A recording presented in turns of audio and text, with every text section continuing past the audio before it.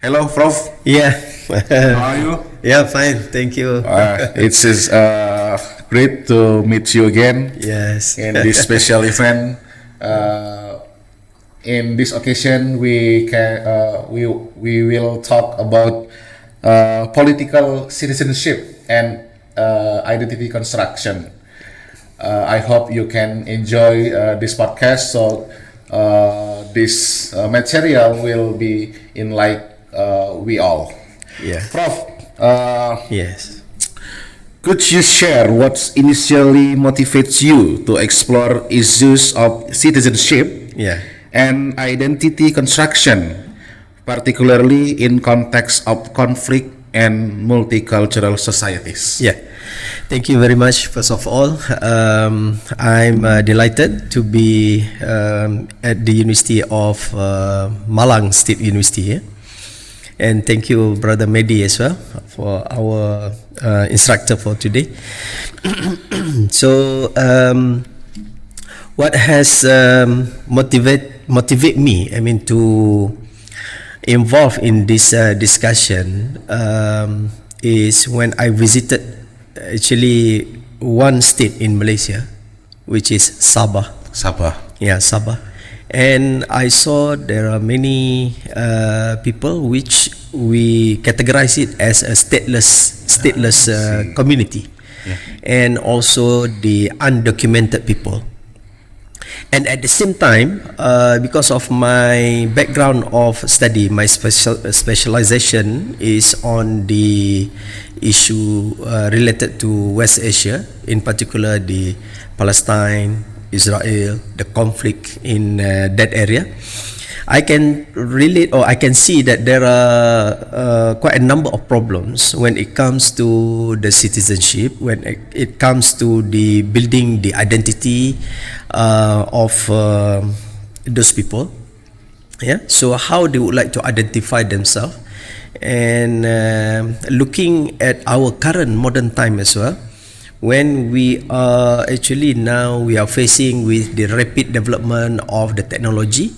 So do people still like to travel abroad? They need to bring their passports, they need to bring all sort of documents when they travel. So looking at these three backgrounds, I think there are some areas which probably we can do much better. We can go and involve in the discussion. We look into how we can improve ways, we can improve experience of those people, especially when it comes to the identity, the national identity, and how we can develop together in this modern time, so that we would become a stronger generation in facing the challenges, the current challenges that we have at the moment. Okay.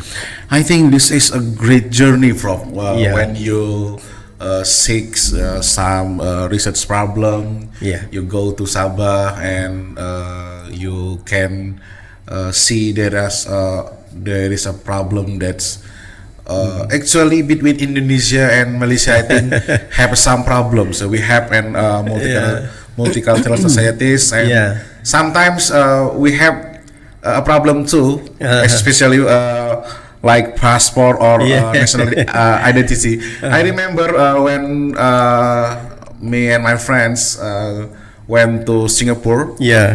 My friends just only have one surname. There is no family name, no first name, just first name, just no family name, just one word, one word. And we hold by Singapore government. We check our identity, even in our retina, in our eyes.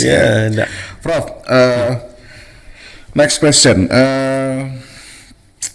I think I will move in Indonesia and Malaysia context. You note that countries like Malaysia and Indonesia construct national identity through political and historical narratives. could you explain how this process unfolds? Yeah. Of course, when we look into our region, Malaysia and Indonesia, our history, Malaysia and Indonesia, we used to be one nation, or what we call it as serumpun. Serumpun, yeah. Malaysia and Indonesia. Until the colonial power came to invade our countries, and post-colonialism, we know that the establishment of the nation states. Indonesia has been established first in 1945, and then we read from the history that Indonesia invited Malaysia to become Indonesia Raya during that time to establish. However, because Malaysia probably during that time was under the occupation of British, so that never been achieved. Yeah? And then when Malaysia negotiated with the British to get independence in 1957, British gave independence, and then Malaysia has been established, Indonesia also as a one country, and then when Sabah and Sarawak joined Malaysia in 1963, there were what we call it confrontation between Malaysia and Indonesia. Looking into the historical part, I think we need to look again that probably we can do something on enhancing or strengthening the relations between Malaysia and Indonesia. We used to have same kind of history. We share the same kind of history, meaning that if we talk about, for instance, if we talk about the Islamization of Malaysia and Indonesia, at the early stage, of course, we share the same theory and the same, expansion of Islam in this area. But when it comes to modern time, why we need to be like, why we need to talk about the differences between Malaysia and Indonesia?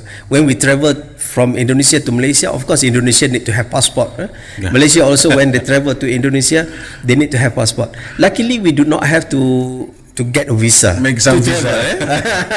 So this is something probably good for us as well. Even though we need to have this kind of passport to travel.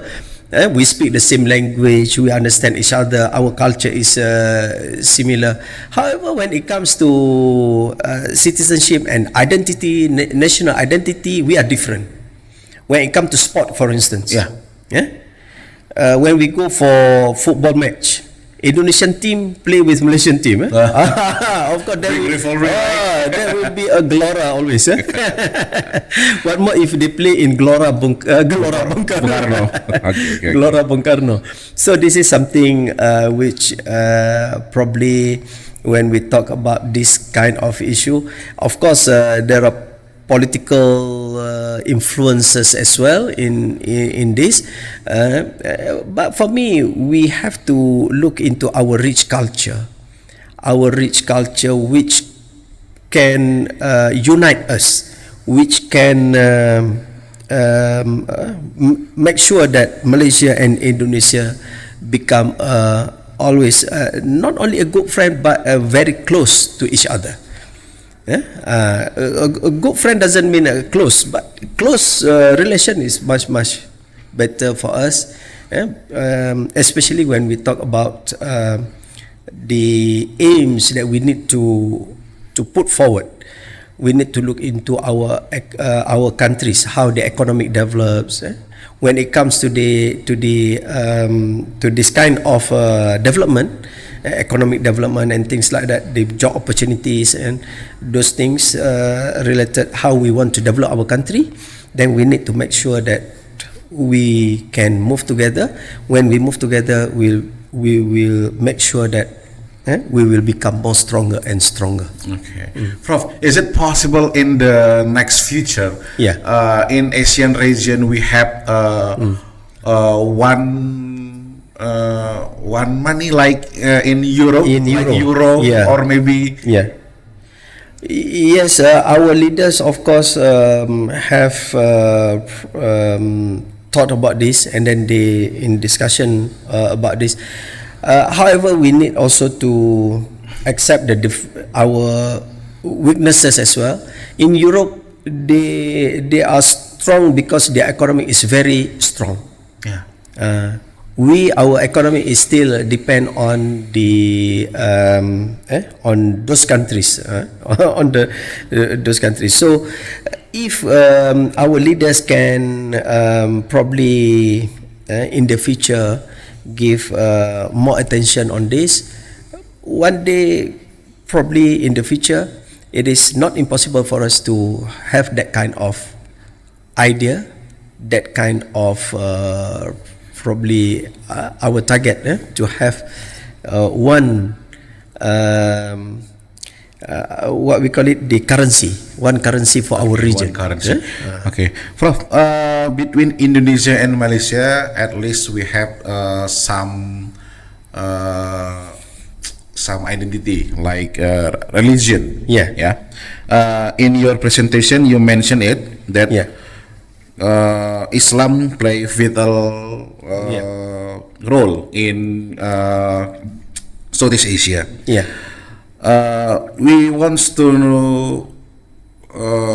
hear your opinion about what role does religion, particularly Islam, play in shaping citizenship and national identity between Indonesia and Malaysia. Yeah. Our region has always been known as the what we call it, the most populous Muslim nation. Yeah. Especially when Indonesia, they have the highest number of Muslims in the world. So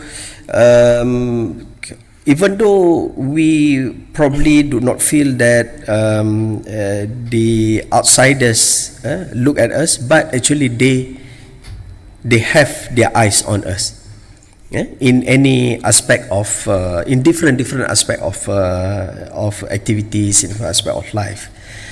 Of course, Islam play a big part in Indonesia and Malaysia.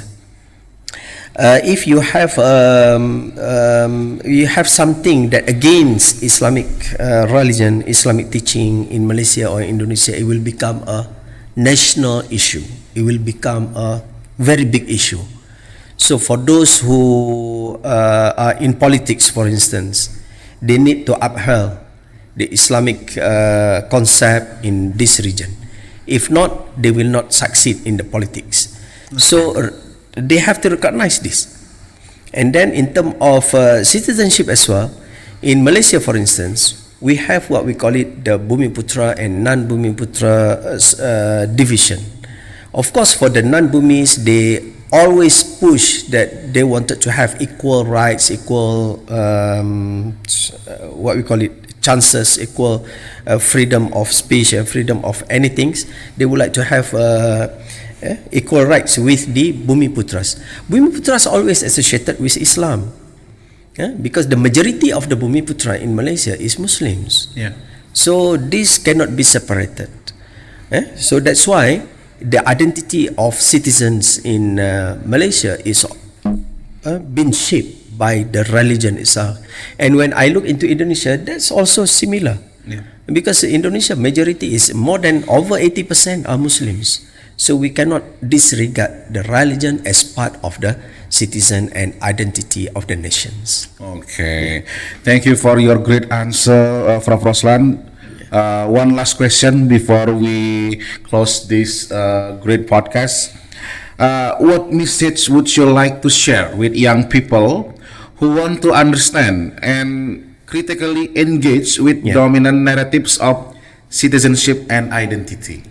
Yeah, for the young people, we need to read our history.